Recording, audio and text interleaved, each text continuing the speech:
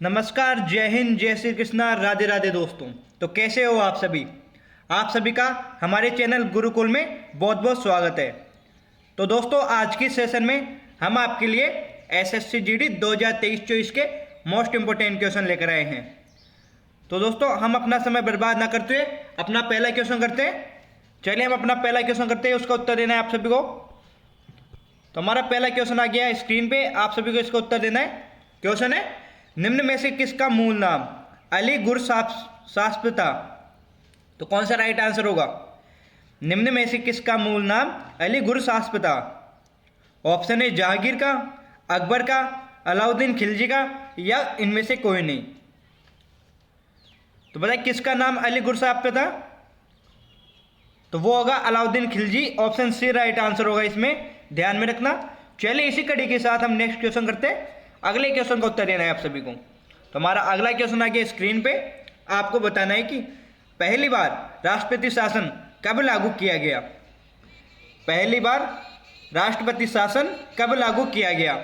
Option है 4 अप्रैल 1951 को, 20 जून 1951 को, 27 अगस्त 1951 को, या 23 दिसंबर 1951 को। तो बताइए पहली बार राष्ट्रपति शासन कब लागू किया गया था? तो इसमें आपका राइट आंसर होगा कौन सा? 20 जून 1951 को। ऑप्शन बी राइट हो जाएगा, ध्यान में रखना। कौन सा राइट होगा? बी ऑप्शन राइट हो जाएगा। चलिए इसी कड़ी के साथ हम अपना नेक्स्ट क्वेश्चन करते हैं। अगले क्वेश्चन को उत्तर बताना है आप सभी को। तो हमारा अगला क्वेश्चन आ गया स्क्रीन पे कि बताना है कि संविधान सभा के प्रारूप समिति के सदस्यों की संख्या कितनी थी? संविधान सभा के प्रारूप समिति के सदस्यों की संख्या बतानी है कितनी थी। ऑप्शन है 5, 7, 9 और 11। तो बताइए कितनी थी? तो प्रारूप समिति के सदस्यों की संख्या की बात करें तो वो थी 7। बी ऑप्शन राइट होगा। इनमें से 7 में से एक तो अध्यक्ष और 6 सदस्य थे। 6 सदस्य और एक अध्यक्ष। अध्यक्ष की बात करें तो अध्यक्ष कौन थे?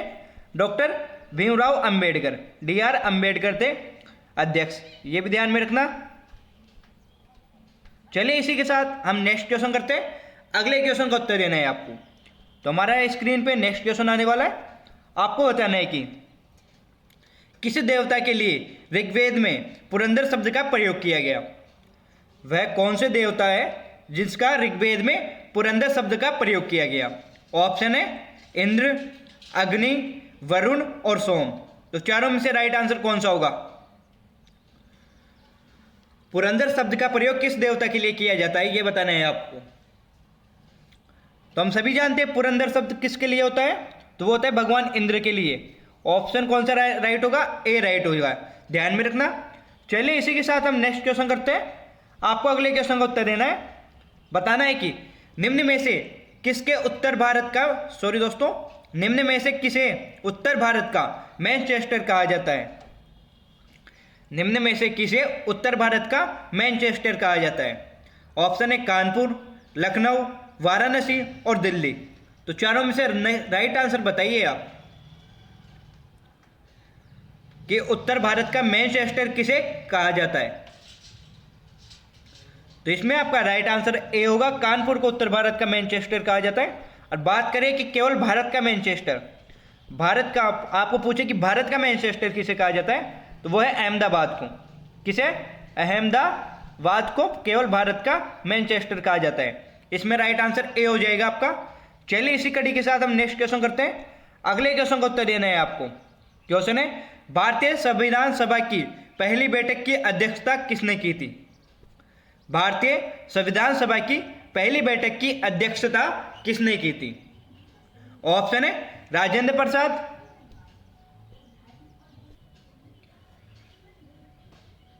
हमारे यहाँ पर ऑप्शन है दोस्तों राजेंद्र प्रसाद, सचिदानंद सिन्हा, डॉक्टर भीमराव अंबेडकर या सरदार पटेल।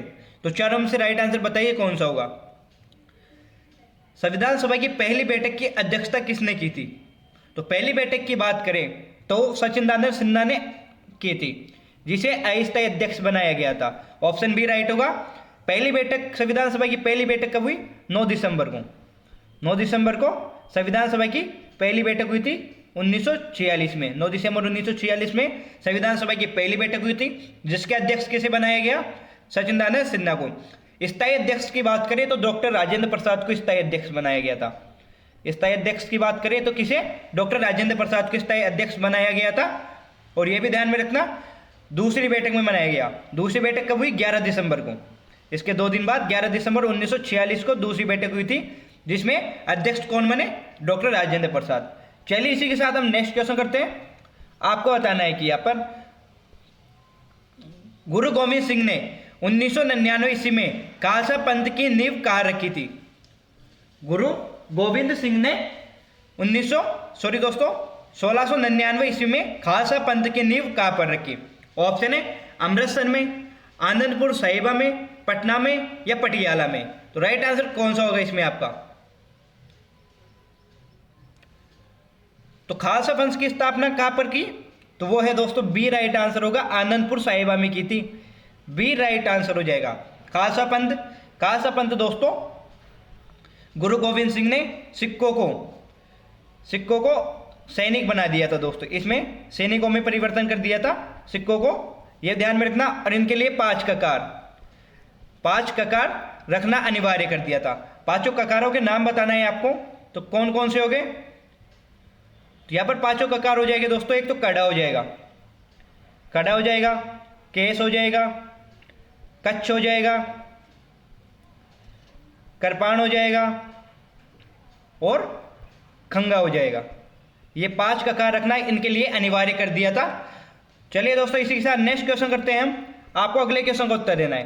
क्वेश्चन है मोहनजोदाड़ो कहाँ पर स्थित है? मोहनजोदाड़ो कहाँ पर स्थित है? ऑप्शन है पंजाब में, सिंध में, गुजरात में या उत्तर प्रदेश में। तो मोहनजोदाड़ो की बात करें दोस्तों, तो मोहनजोदाड़ो कहाँ पर है? यह तो क्वेश्चन है हमारा। तो मोहनजोदाड़ो का अर्थ पूछे तो वो है मुर्दों का टीला। क्या होता है? मुर्दों का टीला होता है मोहनजोदाड़ो की, यह भी ध्यान में रखना। और इसका एक क्वेश्चन और है दोस्तों कि मोहनजोदाड़ो की सबसे बड़ी इमारत कौन सी है? मोहनजोदाड़ो की सबसे बड़ी इमारत ये पूछे तो वो क्या है? वो है अन्नागार इसकी सबसे बड़ी इमारत है। ये क्वेश्चन भी ज़्यादा पूछा जाता है। अरे पूछे कि कहाँ पर स्थित है तो वो है सिंध में। बी राइट आंसर हो जाएगा आपका इसमें। चलिए इसी के साथ नेक्स्ट क्वेश्चन करते हैं हम। आपको अगले क्वेश्चन का उत्तर देना है। तो हमारा करंट का क्वेश्चन है ये, इसका उत्तर देना है आप सभी को। क्वेश्चन है हाल ही में भारत और जापान के तटरक्षकों ने संयुक्त अभ्यास सहयोग काइजिन का आयोजन कहाँ किया है? कौन सा राइट आंसर होगा? क्वेश्चन को ध्यान से पढ़ना फिर उत्तर देना कि हाल ही में भारत और जापान के तटरक्षकों ने संयुक्त अभ्यास सहयोग काइजिन का आयोजन कहाँ पर किया? ऑप्शन है हमारे चेन्नई में, कोच्चि में, पुडुचेरी में या मुंबई में। तो राइट आंसर बताइए इसमें कौन सा होगा? तो इसमें आपका राइट आंसर होगा ए। कहां पर किया? चेन्नई में किया था। ए राइट आंसर हो जाएगा, ध्यान में रखना। चलिए इसी कड़ी के साथ हम नेक्स्ट क्वेश्चन करते हैं। अगला क्वेश्चन करने से पहले अभी तक आपने हमारे चैनल को सब्सक्राइब नहीं किया तो चैनल को सब्सक्राइब करके बेल आइकन को क्लिक कर लीजिए ताकि आपको रेगुलर हमारी वीडियोस का नोटिफिकेशन मिल सके। और इस वीडियो को लाइक कर लीजिए, इस वीडियो को भी लाइक कर लेना दोस्तों। चलिए इसी के साथ नेक्स्ट क्वेश्चन करते हैं हम। आपको बताना है कि हाल ही में किसने पहली बार विजय हजारे ट्रॉफी का खिताब जीता? हाल ही में किसने पहली बार विजय हजारे ट्रॉफी का खिताब जीता? ऑप्शन है राजस्थान, मध्य प्रदेश, हरियाणा या गुजरात। तो बताइए राइट आंसर कौन सा होगा? विजय हजारे ट्रॉफी का खिताब किसने जीता? तो इसमें आपका राइट आंसर होगा तो सी राइट आंसर हो जाएगा दोस्तों। इसमें कौन सा होगा? सी, हरियाणा ने जीता था विजय हजारे ट्रॉफी का खिताब। चलिए इसी के साथ नेक्स्ट क्वेश्चन करते हैं। आपको बताना है कि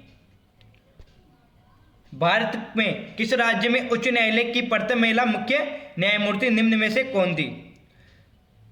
भारत में किसी भी राज्य की उच्च न्यायालय की प्रथम महिला मुख्य न्यायमूर्ति निम्न में से कौन थी? ऑप्शन है सुंदर भंडारे, फातिमा बीबी, लीला सेठ या इनमें से कोई नहीं। तो चारों में से राइट आंसर बताइए। किसी भी राज्य की उच्च न्यायालय की प्रथम महिला मुख्य न्यायमूर्ति कौन थी? तो प्रथम महिला मुख्य न्यायमूर्ति की बात करें तो कौन थी? वो लीला सेठ थी। ध्यान में रखना कौन सा राइट आंसर होगा? सी राइट आंसर होगा। और सुप्रीम कोर्ट की बात करें कि सुप्रीम कोर्ट की प्रथम महिला न्यायाधीश कौन थी? तो वो थी फातिमा बीबी। क्वेश्चन को ध्यान से पढ़ना, कंफ्यूजन होता है इन क्वेश्चनों में, ऐसे ही क्वेश्चन आपके गलत होते हैं दोस्तों। चलिए इसी के साथ नेक्स्ट क्वेश्चन करते हैं हम। आपको बताना है कि भारत में सर्वप्रथम 1774 ईस्वी में कोयले का उत्खनन किस स्थान पर किया गया? भारत में सर्वप्रथम 1774 ईस्वी में कोयले का उत्खनन किस स्थान पर किया गया? ऑप्शन है झरिया में, रानीगंज में, गिरिडीह में या करणपुर में। तो चारों में से राइट आंसर कौन सा होगा? तो सर्वप्रथम कोयले के उत्खनन की बात करें तो कहां पर किया गया? तो इसमें आपका बी राइट आंसर होगा, रानीगंज में किया गया था, ध्यान में रखना। चलिए दोस्तों इसी के साथ हम नेक्स्ट क्वेश्चन करते हैं। अगले क्वेश्चन को उत्तर बताने हैं आप सभी को। तो हमारा अगला क्वेश्चन है, किस वर्ष को रिकॉर्ड पर सबसे गर्म वर्ष के रूप में पुष्टि की गई? किस वर्ष को रिकॉर्ड पर सबसे गर्म वर्ष के रूप में पुष्टि की गई? ऑप्शन है 2021 को, 2022 को, 2023 को या 2020 को। तो बताइए राइट आंसर कौन सा होगा कि सबसे गर्म वर्ष कौन सा था? तो सबसे गर्म साल की बात करें तो वो थी 2023। 2023 को सबसे गर्म साल में गिना जाता है दोस्तों, या सबसे गर्म साल है ये। चलिए इसी के साथ हम नेक्स्ट क्वेश्चन करते हैं। अगले क्वेश्चन का आप सभी को उत्तर देना है। तो हमारा अगला क्वेश्चन आ गया स्क्रीन पे। आप सभी को बताना है कि भारत में हर वर्ष शहीद दिवस कब मनाया जाता है? भारत में हर वर्ष शहीद दिवस कब मनाया जाता है? ऑप्शन है 28 जनवरी को, 29 जनवरी को, 30 जनवरी को या 31 जनवरी को। शहीद दिवस कब मनाया जाता है भारत में हर वर्ष? तो इसमें आपका राइट आंसर होगा कौन सा? तो इसमें सी राइट आंसर होगा, 30 जनवरी को शहीद दिवस मनाया जाता है। शहीद दिवस से याद आया दोस्तों कि आज है 14 फरवरी। 14 फरवरी डेट है आज। तो हम जानते हैं 14 फरवरी को एक घटना घटी थी, पुलवामा अटैक हुआ था 14 फरवरी 2019 को, जिसमें हमारे सैनिक शहीद हुए थे। तो आज सभी हमारी गुरुकुल क्लास की तरफ से और हमारी स्टूडेंटों की तरफ से उन सभी शहीदों को सशक्त नमन है दोस्तों। चलिए इसी के साथ हम नेक्स्ट क्वेश्चन करते हैं। क्वेश्चन है हमारा, मानव ने सर्वप्रथम किस फसल का उपयोग किया? मानव ने सर्वप्रथम किस फसल का उपयोग किया था? जौ, चावल, गेहूं और कपास। तो बताइए राइट आंसर कौन सा होगा? मानव ने सर्वप्रथम किस फसल का उपयोग किया? तो सबसे पहले मानव ने कौन सी फसल का उपयोग किया था? तो इसमें आपका राइट आंसर होगा दोस्तों जौ, ए राइट आंसर हो जाएगा। सर्वप्रथम चावल के साक्ष्य कहाँ से मिले थे? सर्वप्रथम चावल के साक्ष्य या फसल के साक्ष्य कहाँ पर मिले थे? तो वो मिले थे मेहरगढ़ से। मेहरगढ़ से सर्वप्रथम चावल के या फसल के साक्ष्य मिले थे। और इसमें तो जो राइट होगा, और चावल के साक्ष्य मेहरगढ़ से मिले थे। चलिए इसी के साथ हम नेक्स्ट क्वेश्चन करते हैं। आपको बताना है कि मुस्लिम लीग की स्थापना कब हुई? मुस्लिम लीग की स्थापना कब हुई थी? 1906 में, 1907 में, 1995 में या 1999 में? तो मुस्लिम लीग की स्थापना कब हुई? बताओ इसका राइट आंसर कौन सा होगा? तो मुस्लिम लीग की बात करें तो इसकी स्थापना 1906 में हुई थी। ऑप्शन ए राइट होगा इसमें आपका, 1906 में मुस्लिम लीग की स्थापना की गई थी। चलिए इसी के साथ हम नेक्स्ट क्वेश्चन करते हैं। आपको बताना है कि सवाना घास का मैदान कहाँ पाया जाता है? सवाना घास के मैदान कहाँ पर पाए जाते हैं? ऑप्शन हमारे यहाँ पर यूएसए, साउथ अमेरिका, अफ्रीका या रूस। तो बताइए राइट आंसर कौन सा होगा इसमें? आपको बताना है कि सवाना घास के मैदान कहाँ पर पाए जाते हैं। तो सवाना घास की बात करें तो वो पाई जाती है अफ्रीका में। सी राइट आंसर हो जाएगा इसमें आपका, ध्यान में रखना। चलिए इसी के साथ हम नेक्स्ट क्वेश्चन करते हैं। अगले क्वेश्चन का उत्तर देना है आप सभी को। तो हमारा अगला क्वेश्चन स्क्रीन पे आने वाला है। तो ये स्क्रीन पे आ गया हमारा अगला क्वेश्चन।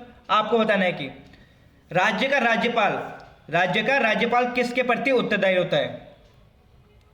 राज्य का राज्यपाल किसके प्रति उत्तरदायी होता है? ऑप्शन है प्रधानमंत्री के, मुख्यमंत्री के, राष्ट्रपति के या विधानसभा के।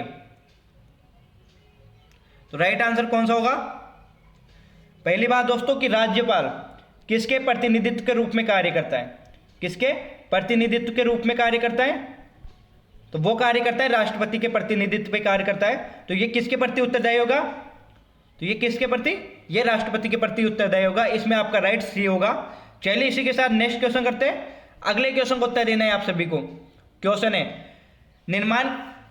मंदिर निर्माण की कला का जन्म सर्वप्रथम कब हुआ? मंदिर निर्माण की कला का जन्म सर्वप्रथम कब हुआ? यह क्वेश्चन है हमारा। मौर्य काल में, गुप्त काल में, कुषाण काल में या सैंधव काल में? तो राइट आंसर कौन सा होगा इसमें? बताइए, मंदिर निर्माण की कला का जन्म सर्वप्रथम कब हुआ? तो इसमें आपका राइट आंसर होगा गुप्त काल। गुप्त काल भी राइट आंसर हो जाएगा इसमें आपका, ध्यान में रखना। चलिए इसी कड़ी के साथ हम नेक्स्ट क्वेश्चन करते हैं। अगले क्वेश्चन का उत्तर देना है आप सभी को। बताने कूका आंदोलन के संस्थापक थे। तो कौन थे कूका आंदोलन के संस्थापक? ऑप्शन है भगत जवाहरमल जी, बाबा राम सिंह जी, बाबा रामचंद्र जी या जतरा भगत जी। तो बताइए राइट आंसर कौन सा होगा? कूका आंदोलन के संस्थापक कौन थे? तो कूका आंदोलन की बात करें तो इनके संस्थापक थे, तो इसमें राइट आंसर होगा बी, बाबा राम सिंह जी थे। बी राइट आंसर हो जाएगा आपका। चलिए इसी कड़ी के साथ हम नेक्स्ट क्वेश्चन करते हैं। नेक्स्ट क्वेश्चन को उत्तर देना है आप सभी को। अगला क्वेश्चन करने से पहले अभी तक आपने हमारी वीडियो को लाइक नहीं किया तो वीडियो को लाइक करके अपने दोस्तों के पास शेयर कर दीजिए। और इसी के साथ अभी तक चैनल को सब्सक्राइब नहीं किया तो चैनल को सब्सक्राइब करके बेल आइकन को क्लिक कर लीजिए। और नेक्स्ट क्वेश्चन का उत्तर बताइए फिर। क्वेश्चन है, बेतवा राष्ट्रीय पार्क किस राज्य में स्थित है? बेतवा राष्ट्रीय पार्क किस राज्य में स्थित है? ऑप्शन है पलामू झारखंड में, जूनागढ़ गुजरात में, जोरहाट असम में या राजस्थान में? तो बताइए बेतवा राष्ट्रीय पार्क कौन से राज्य में है? तो वह है पलामू झारखंड में। आपका ए राइट आंसर हो जाएगा इसमें, आपका ए राइट आंसर हो जाएगा। चलिए इसी कड़ी के साथ नेक्स्ट क्वेश्चन करते हैं। अगले क्वेश्चन का उत्तर देना है आप सभी को। देश का सबसे बड़ा वाणिज्यिक बैंक कौन सा है? देश का सबसे बड़ा वाणिज्यिक बैंक कौन सा है? ऑप्शन है भारतीय स्टेट बैंक, भारतीय रिजर्व बैंक, आईसीआईसी बैंक या आईडीबीआई बैंक। तो कौन सा राइट आंसर होगा इसमें? भारत का सबसे बड़ा वाणिज्यिक बैंक कौन सा है? तो इसमें आपका राइट आंसर होगा ए, भारतीय स्टेट बैंक देश का सबसे बड़ा वाणिज्यिक बैंक है। ए राइट आंसर हो जाएगा। चलिए इसी कड़ी के साथ नेक्स्ट क्वेश्चन करते हैं। आपको बताना कि भारत में चंदन की लकड़ी के लिए प्रसिद्ध राज्य है। भारत में चंदन की लकड़ी के लिए प्रसिद्ध राज्य है। तो बताइए राइट आंसर कौन सा होगा इसमें? तो इस क्वेश्चन में तो कोई नहीं झुकेगा, इस क्वेश्चन में तो कोई नहीं झुकेगा। तो कौन सा राइट आंसर होगा? असम, केरल, कर्नाटक या पश्चिम बंगाल? तो राइट आंसर कौन सा होगा इसमें? तो चंदन की लकड़ी के लिए झुकेगा नहीं साला। तो इस क्वेश्चन में तो कौन सा राइट आंसर होगा? इसमें सी राइट आंसर होगा। कौन सा? सी, कर्नाटक चंदन की लकड़ी के लिए प्रसिद्ध है। चलिए अगला क्वेश्चन करते हैं। 23 जनवरी को किसके सम्मान में पराक्रम दिवस मनाया जाता है? 23 जनवरी को किसके सम्मान में पराक्रम दिवस मनाया जाता है? ऑप्शन है सुभाष चंद्र बोस के में, महात्मा गांधी के में, नाना साहब के में या मंगल पांडे के में? तो बताइए राइट आंसर कौन सा होगा? 23 जनवरी को किसके सम्मान में पराक्रम दिवस मनाया जाता है? तो 23 जनवरी की बात करें तो वो है सुभाष चंद्र बोस से रिलेटेड। ए राइट आंसर हो जाएगा इसमें। सुभाष चंद्र बोस के सम्मान में पराक्रम दिवस मनाया जाता है 23 जनवरी को। चलिए अगला क्वेश्चन करते हैं इसी के साथ। हमारा क्वेश्चन है, लोकसभा का विघटन कौन कर सकता है? लोकसभा का विघटन कौन कर सकता है? ऑप्शन है राष्ट्रपति, प्रधानमंत्री, गृह मंत्री या लोकसभा अध्यक्ष? तो लोकसभा के विघटन की बात करें तो कौन कर सकता है? तो लोकसभा का विघटन या लोकसभा को भंग कौन कर सकता है? वो राष्ट्रपति कर सकता है। ए राइट आंसर हो जाएगा इसमें आपका। चलिए इसी कड़ी के साथ नेक्स्ट क्वेश्चन करते हैं। अगले क्वेश्चन को उत्तर बताना है आप सभी को कि भारत में सर्वाधिक सुलभ माध्यम क्या है? भारत में सर्वाधिक सुलभ माध्यम क्या है? ऑप्शन है दूरदर्शन, रेडियो, सिनेमा या समाचार पत्र? भारत में सर्वाधिक सुलभ माध्यम क्या है? सुलभ माध्यम की बात करें तो भारत में सबसे सुलभ माध्यम है radio. Option B right answer होगा। चलिए इसी के साथ नेक्स्ट क्वेश्चन करते हैं। आपको अगले क्वेश्चन का उत्तर देना है। बताइए विश्व में रेशमी वस्त्र का सबसे बड़ा उत्पादक देश है तो कौन सा है? विश्व में रेशमी वस्त्र का सबसे बड़ा उत्पादक देश कौन सा है? ऑप्शन है जापान, भारत, यूएसए या चीन। तो रेशमी वस्त्र का सबसे बड़ा उत्पादक कौन सा राज्य है? ऑप्शन है इसमें आपका डी राइट होगा। किस कौन सा राज्य है? वो है चीन। ध्यान में रखना। और बात करें कि रेशम मार्ग की बात करें तो किससे संबंधित है? रेशम मार्ग से जाने वाले रेशमी व्यापारियों पे टैक्स किसने लगाया था? वो था कनिष्क ने, राजा कनिष्क ने लगाया था। चलिए अगला क्वेश्चन करते हैं। इसी के साथ आपको अगले क्वेश्चन का उत्तर देना है।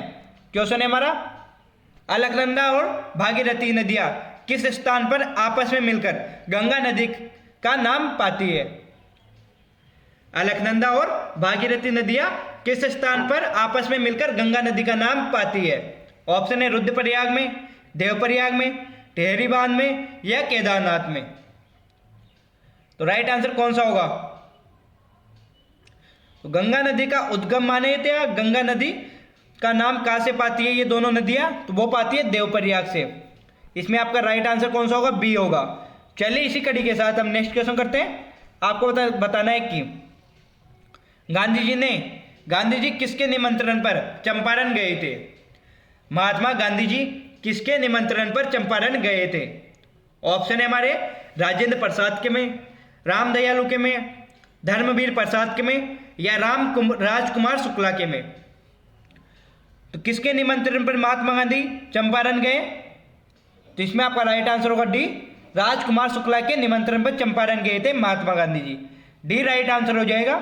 चलिए इसी कड़ी के साथ नेक्स्ट क्वेश्चन करते हैं। आपको बताना है कि वर्तमान में संपत्ति का अधिकार है, वर्तमान में संपत्ति का अधिकार है एक प्रकार का। तो बताइए वर्तमान में संपत्ति का अधिकार क्या है?